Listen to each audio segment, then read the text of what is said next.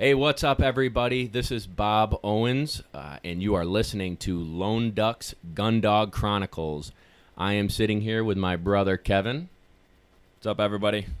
And Ira McCauley, the founder of MOmarsh, veterinarian in, would you call it St. Louis or St. Charles? Yeah, I mean, we're in St. Charles County, which is a suburb. That's right, yep.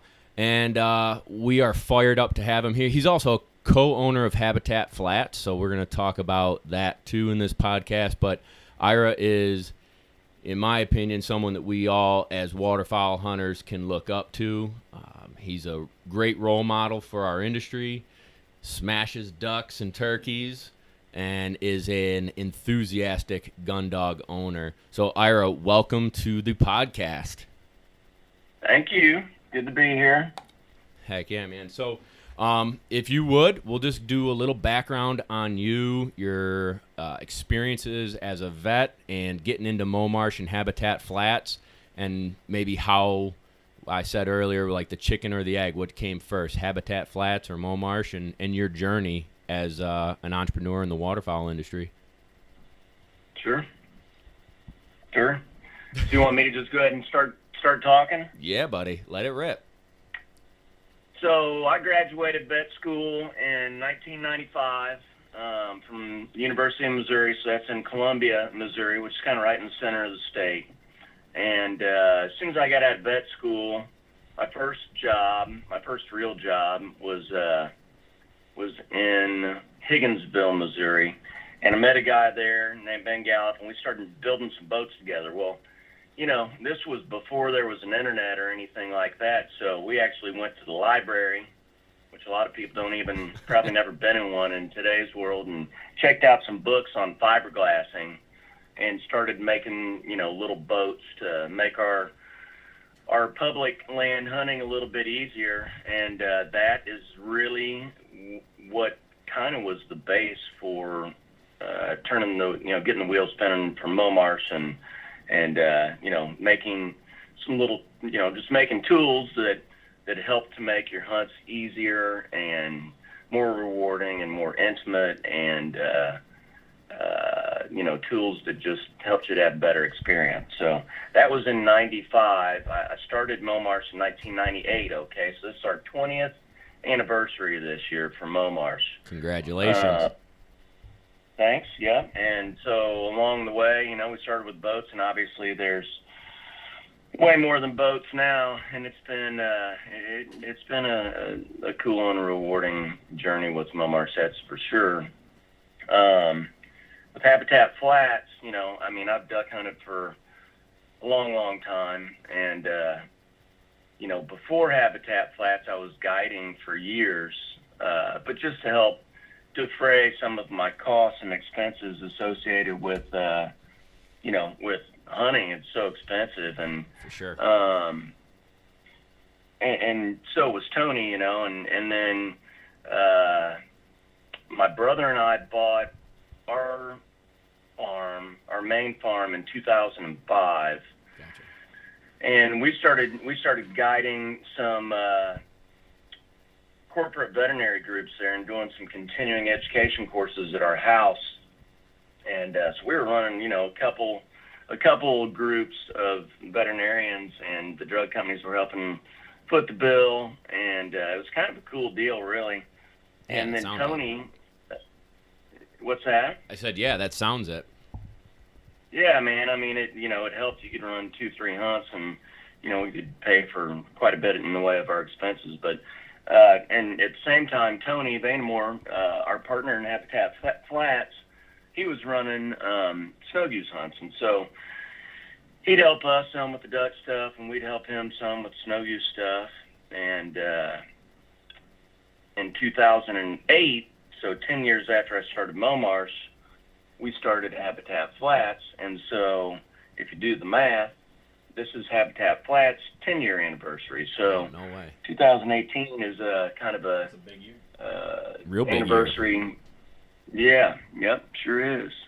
So how did you end up meeting Tony? Because he was a baseball player, right? Yeah, he played some baseball, and but when I didn't know him then. We met just because we both hunted the same area. You know, we both had places right there in Sumner where Habitat Flats is, and you know, I mean, just was gonna happen. You know, we were both right there together and both super passionate, Right. and so we ended up hooking up, and yeah, Habitat Flats was spawned out of that. Very good. That's pretty cool. So, I mean, it sounds like over the years, would you say, I guess where I want to take this is like waterfowl hunting, MOmarsh, and these guiding has just opened up doors to meeting other people, and you know, businesses grew and relationships grew, and one thing led to another, and you're continuously growing and evolving. Yeah, I mean, as much as you can, you know. I mean, oh man, whether you're a dog trainer or a guy that owns a Burger King or whatever you're doing, you know, it's just it's all risk management and time management and cash flow and all that stuff, right? Yeah, it's just, buddy. Or lack thereof. Yeah, it's a lot more fun to do it with ducks and dogs than it is with hamburgers, I think. No doubt. Now, when did you decide to do the innovations for the gun dog products, like the Invisilab and the Final Stand? Man, you know, it's so weird because a lot of things have to come together for that to really happen. So, I mean, I'd had the ideas for quite a while, but an idea doesn't get you very far without the other pieces of the puzzle to pull together the manufacturing side and the distribution side and all of the things that go into actually having, you know, getting an idea from just, hey, I'm going to go build this in my basement to a product that people can actually buy and functions well and all that stuff is right. Worlds apart. And so really, you know, we started off with the boats, and then our first kind of overseas soft, you know, cut and sew metal item was the Invisalign, which is that 5-positioning, self-supporting ratcheting seat, and we use it in our layout boats, but you can use it for turkey hunting, snow goose hunting, all that. And so a buddy of mine, Jim Gianlatis, he worked for Battenfeld in Columbia there. It was a subsidiary of Midway USA. Nice. And he was the guy that kind of helped me develop that product, you know, and there were some seats out there that were similar, but they all had open cell foam. So that didn't work in a duck hunting situation at all, because they'd get, you know, they'd weigh 50 daggone pounds and you couldn't get them dried out. And so, you know, we couldn't get them to make a closed cell foam model, so we ended up doing it on our own. And but it took a while for the light bulbs to go off that, hey, you know, let's do more here. And that relationship kind of fizzled, and new one started, and man, it's just kind of wild how it all ended up working out. And it's also really weird when you're, you know, when you're doing all that stuff. Like some things that I would think would be really easy, man, we just couldn't get done. And then other things that I was like, oh man, this would be a challenge. I don't know if we'll be able to get this done. And sometimes it was like it came together and was better than what I'd envisioned in the beginning, you know. So what was one of the products that you've made over the years? Because you've certainly made like quite a number of innovations within the industry, but what one have you found to be the most helpful for your own hunting? Well, for people, I think the Invisiman is pretty hard to beat. I mean, it's just so versatile. It truly is for people, like what the Invisilab is for your dog, you know, because you can use it in the field, you can use it in water that's up to waist deep, and it's just, you know, keeps you comfortable and hidden. And but yeah, it's a great product. Obviously, in the Invisilab, we've had huge amounts of success with it. Yeah. And that's what I very use. versatile. Yeah, I mean, you know, a lot of it really depends on like what type of environment you hunt in, you know, where you're hunting, what you need. You know, there are certainly places where a layout boat, a marsh style boat, is going to be the best option for you, because you know, you can get from point A to point B with all your gear, throw it out, shut your doors, and and you're good to go. Even if it's a long way versus, some places a swamp seat might fit the bill fine because it's light. Some places final stand may be fine, like here in the woods. Mm-hmm. So, I don't know that there is a best one, but certainly we have a lot of different options for guys to pick the product or products that kind of fill the bill of what they need for a particular spot or style. Yeah, for sure. I mean, for us, we're either field hunting for geese, or generally we're in the marsh, and that's where the Invisilab for us. I mean, just you carry that thing out kind of like a backpack. The dog swims right by you, unfold it, and let it rip. And dog stays dry, stays hidden, and I honestly lean up right against it, and it's camouflaging me and the dog almost. You can run the dog right from it. No, it definitely helps to, break things up out there. If you don't have another blind for yourself and you just sit on a swamp seat or whatever right next to it, at least you got some sort of cover you can get in the shadow of or whatever. Yeah, no doubt. So that's pretty cool. Is there anything you'd like to add on that, or can we mosey on into some of these cool questions?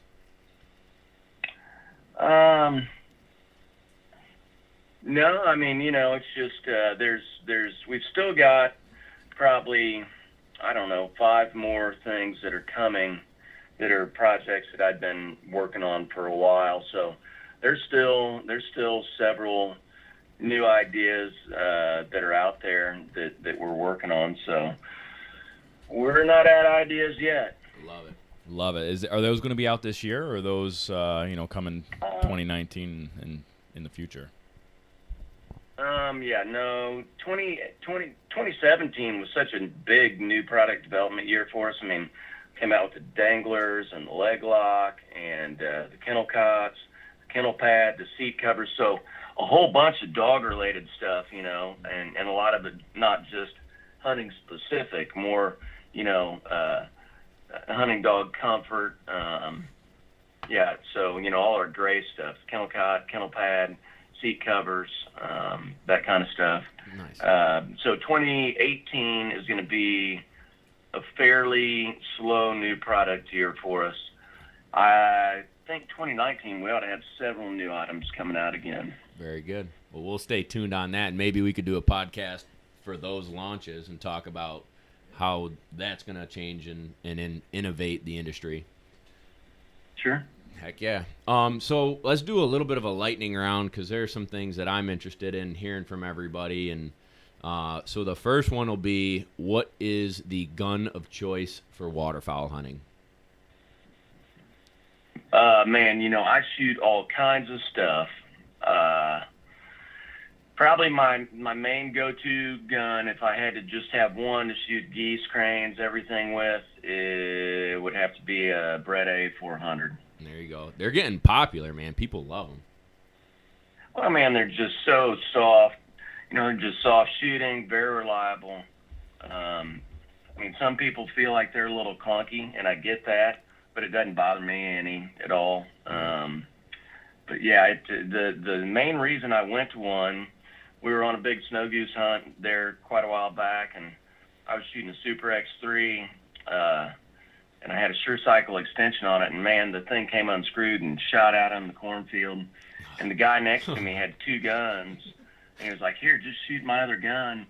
And I picked it up, and I ripped off 10 shots into this monster wad of snow geese, and I was like, "What in the world?" Yeah. And I said, "What's going on here, man? That thing barely hit me." He's like, "Oh yeah, it's an A400." I was like, "Holy crap, I gotta have one." That's awesome. So, yeah, I went out and bought one a week later.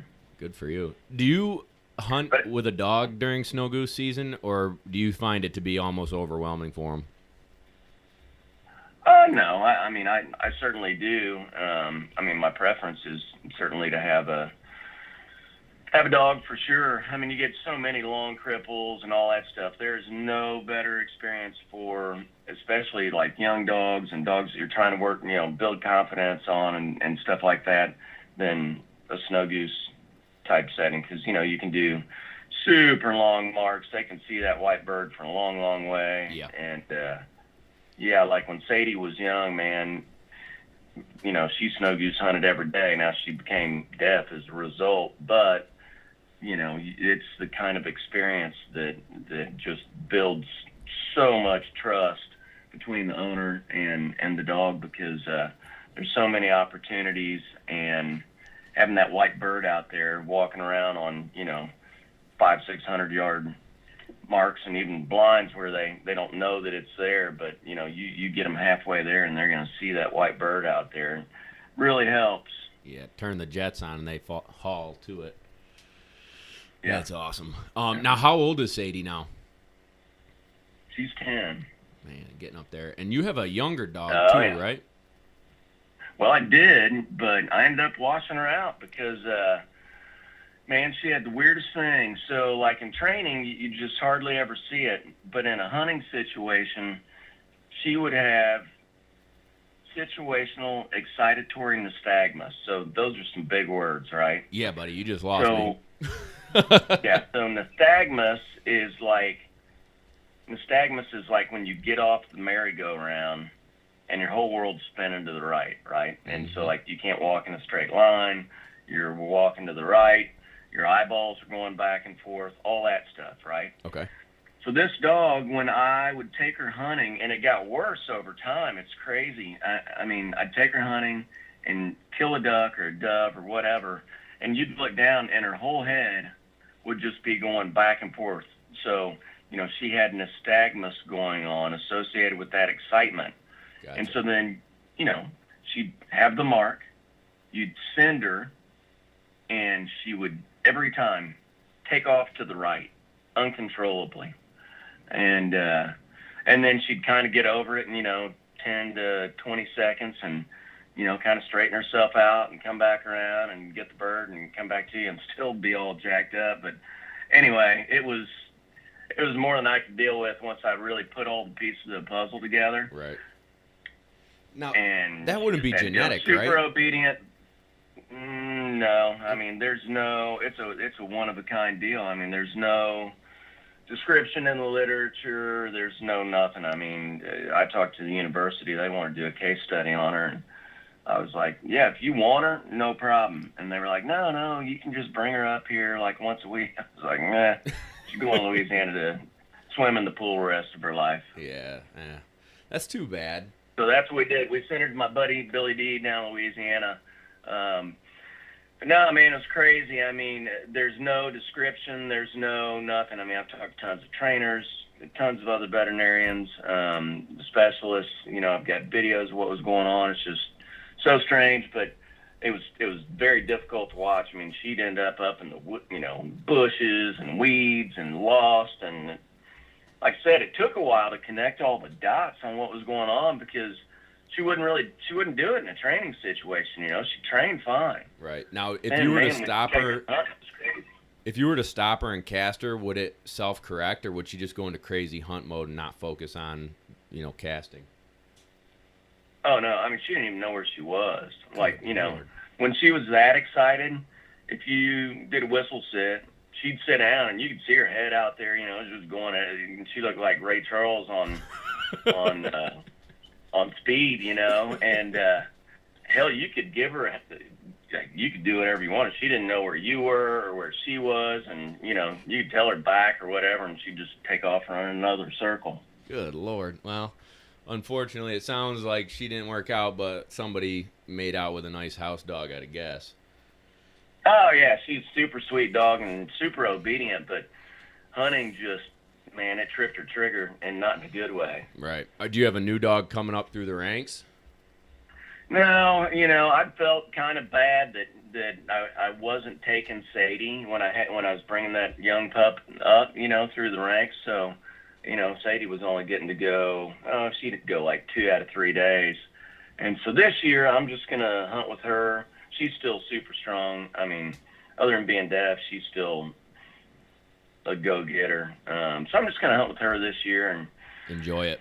I don't know. I got to figure something out, man. I don't know if I'll do a starter dog or get another puppy or what. Sure. Well, I guess let me know, and I'd be glad to help you out. I know you got a lot of contacts, too. Yeah, I mean, that deal kind of took the wind out of my sails there for a year or two. To be honest, you put all that into a young dog, and it's like, man, that stinks. Both emotionally and financially. Yeah, I mean, yeah, It's tough. yeah, it was a tough deal, but Sadie's happy. Yeah, she got her starting lineup again. That's right. That's right. So what I'd like to ask you too is when, for instance, like we're all about the unspoken bond at Lone Duck and the memories that we make and the story of getting started in the industry and our first dog or our first hunting experience with a dog that really lit the fire in our belly that made you and myself and the other guys who go all in. And if you remember, could you tell us a story of your first hunt with a dog and what it was like and like just paint us the picture? Yeah, the first dog that I really remember making an impression on me in the waterfowling world was my uncle Von Dale. He was a guide down in Louisiana, southwest Louisiana, down in Hackberry for Hackberry Rod and Gun, Terry Shaughnessy's place back in the day. I mean, back when I was a little kid, and he had a golden retriever named Sport, and man, that dog, at least in my memories, was really good. I'm sure he was. I mean, my uncle was a guide there, and the dog hunted every day. And I remember we went and got to pit blind early in the morning, and the dog jumps in the pit blind and comes jumping out of there, screaming, howling, and barking, and carrying on. And my uncle shines the flashlight on the dog, and a daggum nutria rat was in the blind. You're kidding. It ripped half his dog's ear off. There was blood everywhere. Oh. And so he ends up killing this nutria rat, and the dog's all bloody, I mean, just blood all over the place. And I forget if it was that day. I don't remember if it was that day or another day. We killed 21 pintail drakes. That was back in the point system, but we always shot the heck out of ducks. So I know that the dog made, 15 So he was a pretty good guide then, not bad. Yeah, even with half its ear ripped off, That's pretty cool. That's a good story. So Sport was the dog that made the impression. Yeah. Now, did that influence you wanting to become a veterinarian too? Man, I don't know about that, Bob. I mean, when I went to vet school, it wasn't like, or when I went to college, I wasn't 100% like most of my classmates were totally devoted to being a veterinarian. I was just kind of like, okay, well, if it happens, great. If it doesn't, that's fine too. Yeah, dude, that's just like me. That's just yeah. like I me. mean, shoot, getting into vet school is hard enough. You're kind of crazy if you put all your eggs in that basket, unless you're a complete nerd. I hope my vet's not listening. I mean, I guess I'm kind of a nerd, but I did have a backup. I wasn't that worried about whether I got in vet school or not, really. For sure. I was more worried about where the next kegger was. Also sounded like me. So what was your first dog that you bought and owned and trained and hunted with? Yeah, my first dog that was just mine was right when I was I was in vet school, and his name was Slack, and he was a Chesapeake Bay Retriever. Went and bought him out in Hill City, Kansas. There you go. Yeah, he was a super cool dog, man. How big was he? I mean, he wasn't huge. He was probably 85 pounds. That's a good-sized boy. 85 pounds of muscle.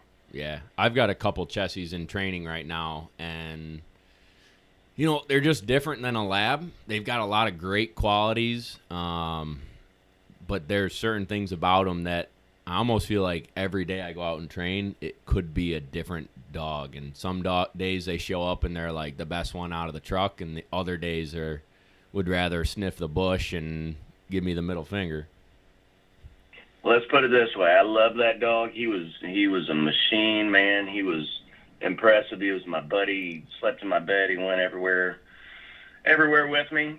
And he's the only Chesapeake I've ever had, and I won't have another one. I hear you. Now, actually, I forget his name. Is it the young guy who works for you or worked for you? He had a Chessie, right? Yep. Yeah, Josh had a Chessie, Yep. right? Yep, he Nice. still got him. Good for him. Rowdy. Yeah, I met him at the Master Nationals in 2016, maybe. Yeah. Good. Yeah. Good deal. So after Slack, then did you go straight to Labs, and is that Sadie?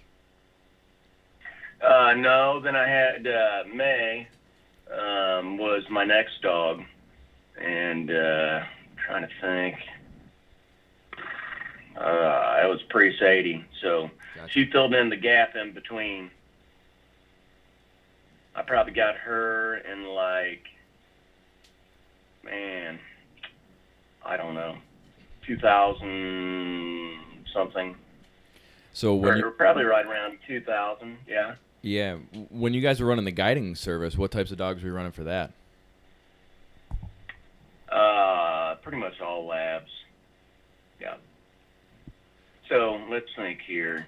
May was around for some of that, and then Sadie was around for, she was a puppy in 2008. So she kind of, let me think. What happened to May?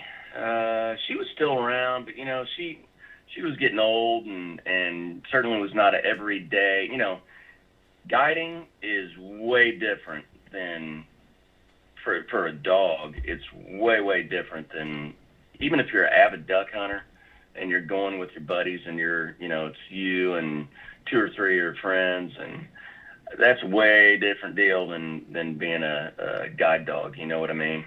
mainly because you're Lots hunting of every single gunshots. day.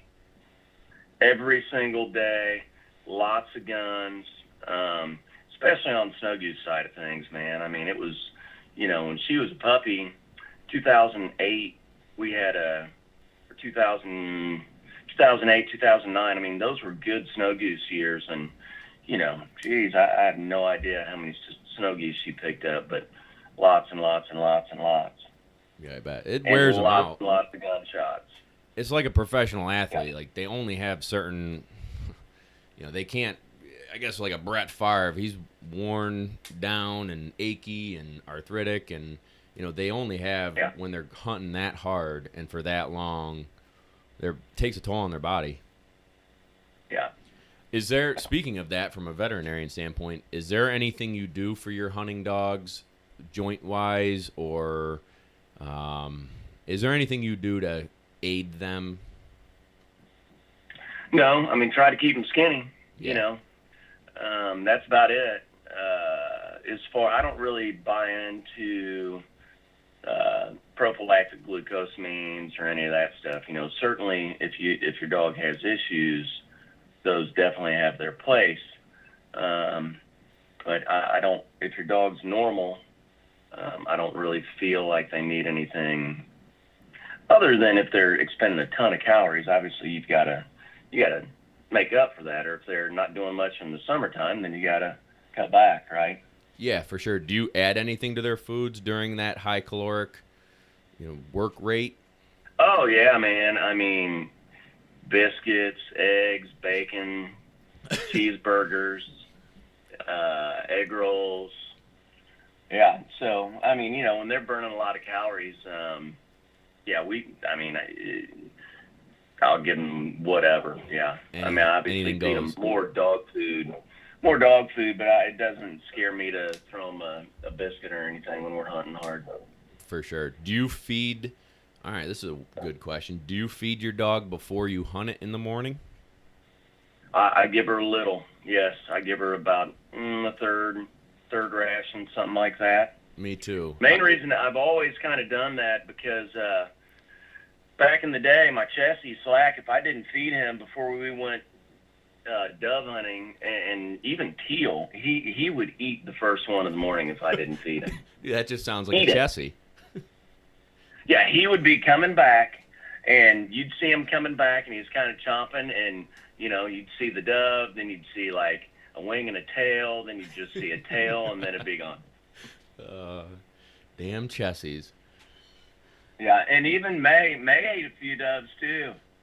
I used to live in South Carolina training, and almost everybody's dog on their first dove hunt ate a dove or two. And I got one buddy, Rodney, who runs a taxidermy shop. His dog ate every dove and was crapping out feathers for like a week.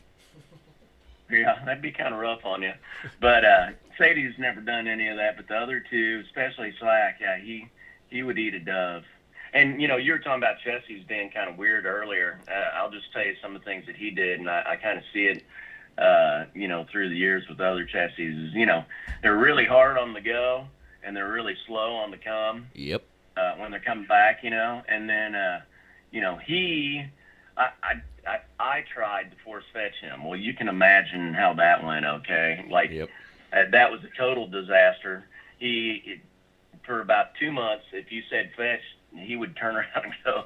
He wasn't going to fetch anything. He was going to go the opposite direction. But he'd come back, and, I hunted out of layout boats all the time back then, and he'd get right to where you couldn't quite reach the duck, and if it was a cripple, he'd spit it out so you could go chase it again. That's hilarious. I won't rag on Chessies too hard because I'm sure someone listening is going to write in and be like, my Chessie's the best.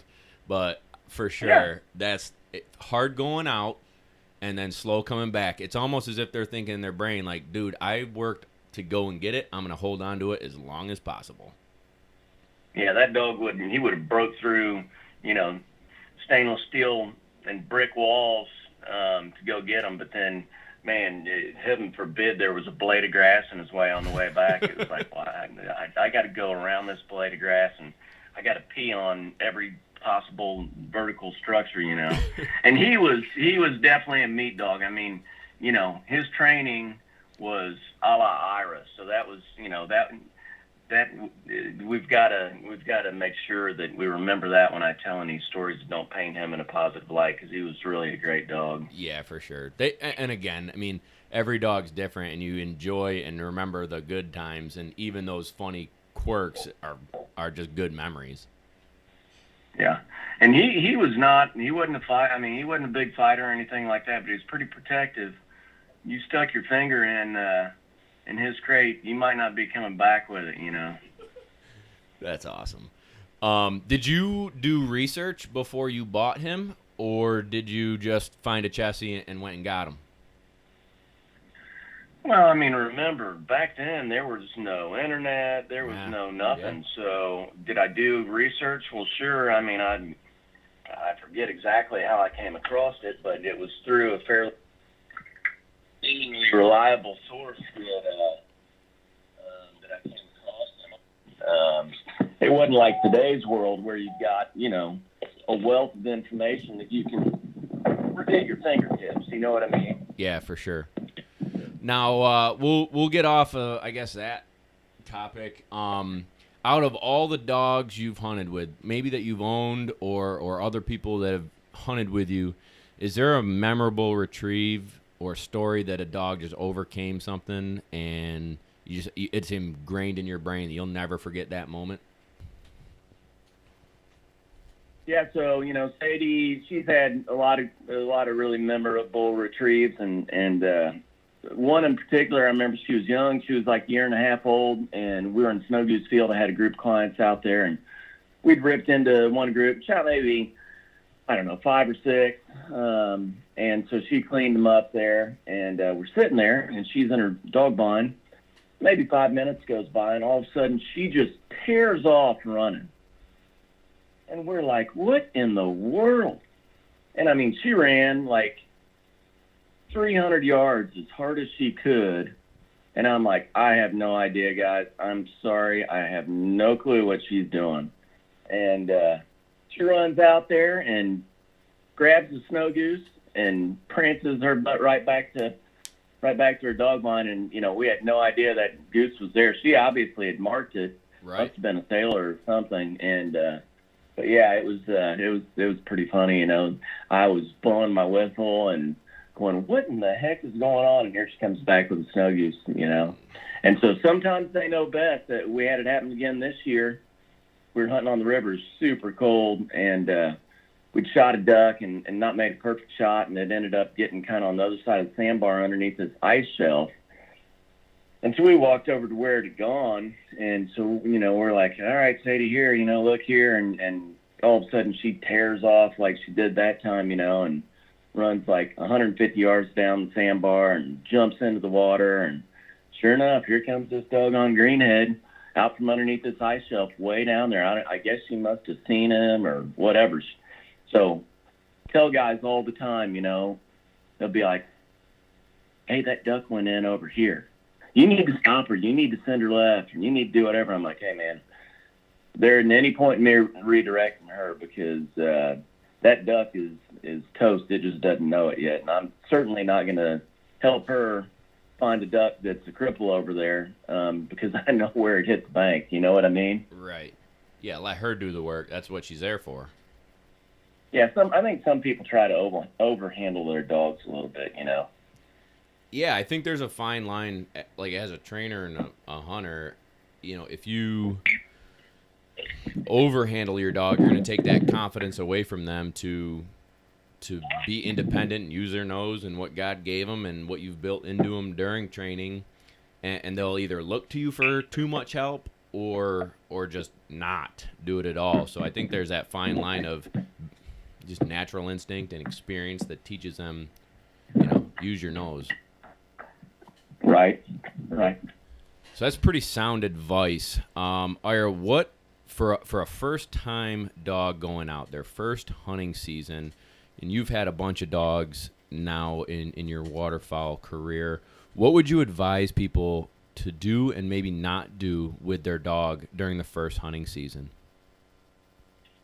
Well, I mean, most of us don't get to hunt every day of hunting season, and so those precious few days that we get to go, of course, we want to pull the trigger, and that's the reason we go. That's a huge part of it. But I think when you have a young pup that's just getting started, training's awesome. Training's a great way, obviously, to get them prepared and give them the foundation they need to be a good gun dog. But I think it's important for guys with young dogs to, if you see something starting that's a little problem, don't let your dog break. Don't let your dog start a bad habit of whining. Don't let your dog pick up those little habits, especially in the beginning, because it's going to happen over time. But man, I feel like it's part of our job to help them learn the basics, give them some direction, sit out a couple volleys, have your finger on the button if you know something's coming, and help your dog by being prepared yourself. I literally couldn't agree more.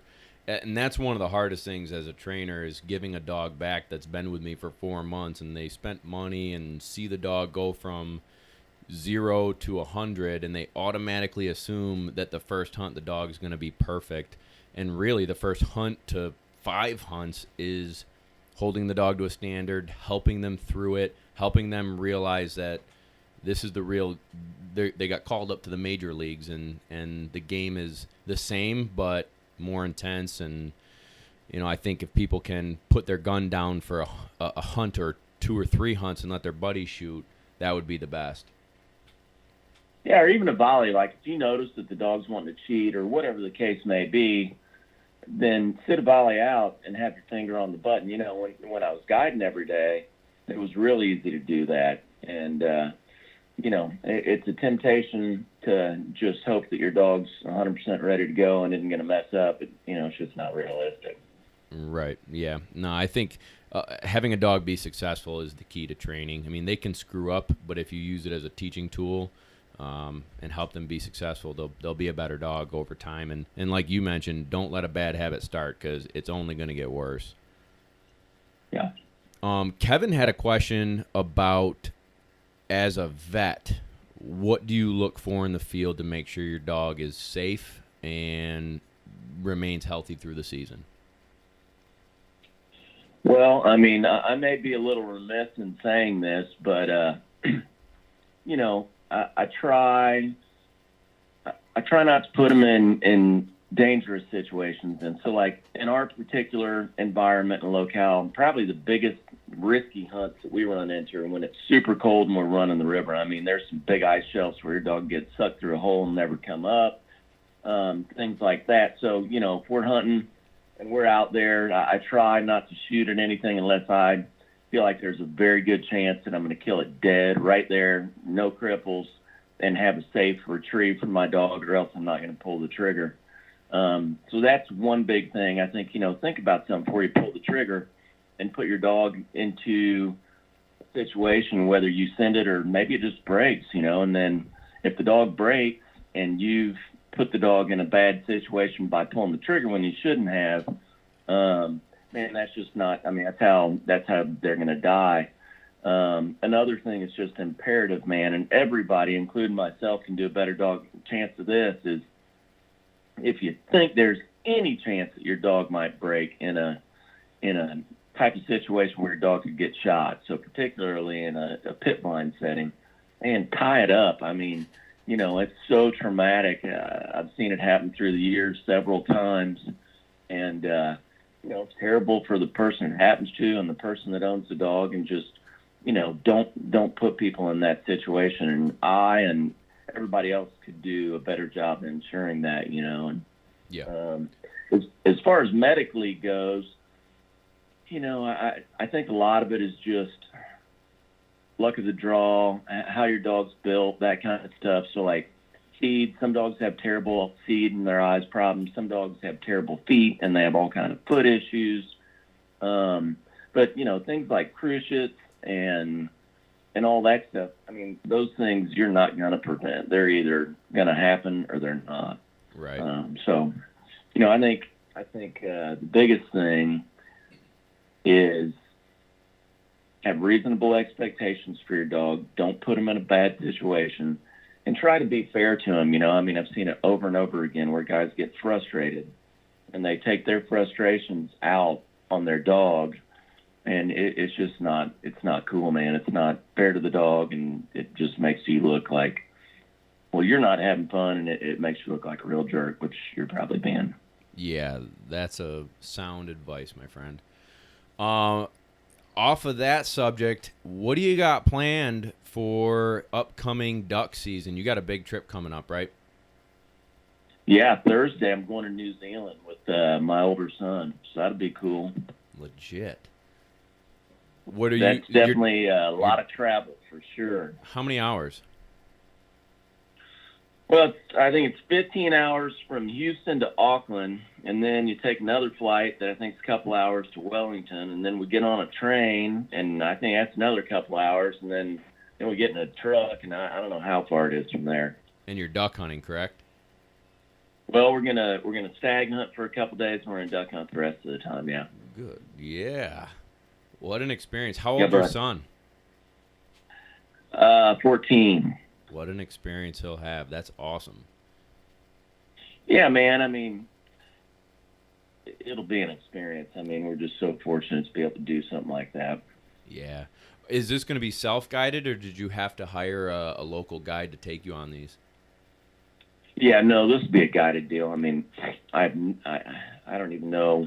I know nothing about New Zealand. Right.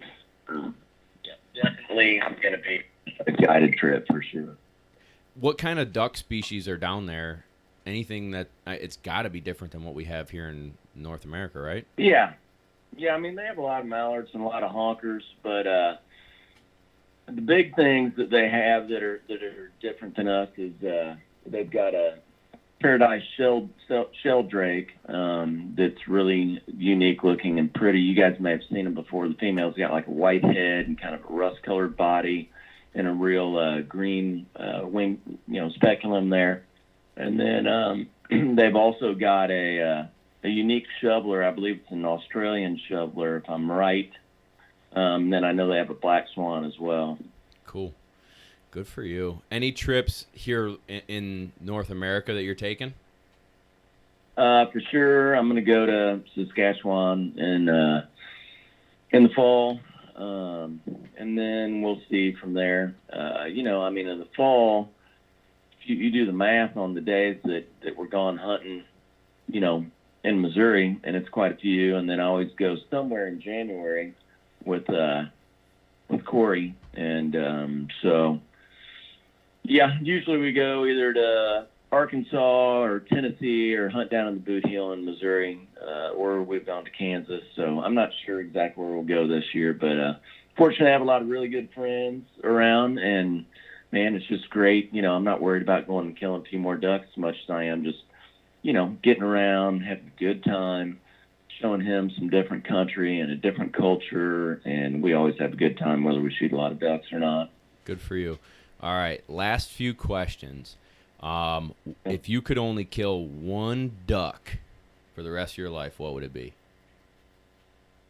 One duck. Well, I mean, I hate to be cliche, but it has to be a mallard because they're just so call responsive, right? I mean, I love shooting teal, and I am an equal opportunist. I'll shoot anything, man. I'll shoot a shoveler in a heartbeat. I'll shoot 6 of them and not have 1 ounce of guilt or remorse. But Awesome. That's shooting, which I love. But duck hunting is playing the game, so it has to be a mallard. All right. And if you could have one bucket list breed of duck hunting dog, what would you have? Well, again, man, I hate to be cliche, but a lab is hard to beat. I mean, a black lab in particular, in my opinion. I had that darn yellow because my boys wanted that puppy, and I was like, whatever, and she didn't work out. They take good photographs, but I personally like a black lab, and like I said before, I loved my Chessie. He was a cool dog, but I won't be getting another one. Not a knock against him, just, he was cool, and I got lucky, and I see a lot of Chessies in the office, and I'm not going to take a risk on every dog's a gamble, obviously. That yellow didn't work out, but, it'll be a black lab. From here on out, I hear you. All right, Ira, let's wrap this bad boy up. How can people follow you on social media and your future hunts and all the good things you got going on? How can they follow you? Yeah, I mean, I'm kind of social media. I'm like a dinosaur when it comes to social media. I'm an old guy, but Instagram's pretty cool. It's easy to use. I post some goofy stories on there with sometimes a cat neuter, sometimes it's taking a dog's eyeball out, a lot of times killing stuff. But so Instagram's easy. I think I'm just Ira MOmarsh is my handle or whatever you call it. And then on the Facebook side of things, I have 2 accounts, which is kind of confusing. I have a fan page deal that I used to not use at all. I had 5,000 people, and I just quit using it for years. But recently, all my Instagram stuff is kind of shared there. So if you're a Facebook person, you want to see what I'm doing, find me on the fan side. On the personal side, I've got an account there too, and that's where I can kind of see what people are doing, right? I can see what you guys are doing. Sure. But I don't put most of my stuff's being pushed to the other page. Very good. So we'll link that up so people can follow you.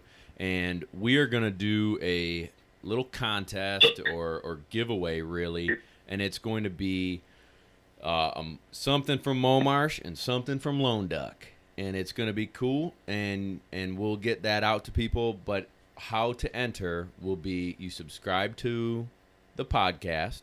Kevin said you've got to do 5 stars, so that means if you don't like it, you got to give 5 stars anyways. And then you got to follow Ira and myself at Lone Duck on Instagram. And we will track that, and we will pick a winner in our future podcasts and announce it on here. So, Ira, man, I can't thank you enough for your time, your stories. It's a pleasure to keep getting to know you. I hope we can hunt together in the near future. You're a gentleman. You're a great role model for our industry, and keep it up, man. Thank you so much. Well, thanks for having me. That was hopefully helpful for all of us, and certainly fun. And Yeah, man, golly, if I could just get reviews like that at my house, even like, a tenth of that, I would just be so elated. Yeah, you got to just tell your kids you have no choice but to give us 5 stars. Yeah, that's right. All right, man. Hey, thank you so much for your time. You stay well, and we'll talk with you soon. All right, thanks, Bob. Thanks, Kevin. Take it easy, Ira.